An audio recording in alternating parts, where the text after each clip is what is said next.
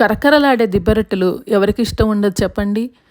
ఒక గ్లాసు మినపప్పుకి 3 గ్లాసుల బియ్యాన్ని ఇలా నూకలాగా పట్టించేసుకొని, దీన్ని బాగా కడిగేసుకొని రాత్రంతా నానబెట్టుకోవాలి, లేదా 5-6 గంటలు నానబెట్టుకోవాలి.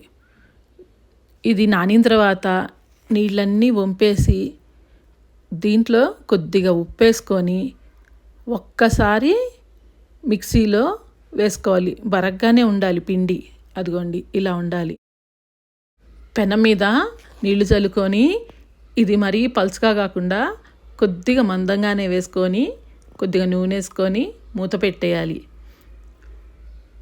ఇదిగోండి కరకరలాడుతూ దిబ్బరొట్టె రెడీ అయిపోయింది.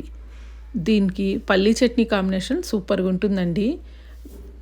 4 పచ్చిమిరపకాయలు, కొన్ని పల్లీలు, కొన్ని పుట్నాలు వేసేసి వేయించేసుకొని దీంట్లో కొద్దిగా చింతపండు, తగినంత ఉప్పు వేసి తగినంత వాటర్ పోసేసి మెత్తగా మిక్సీలో వేసుకోవాలి.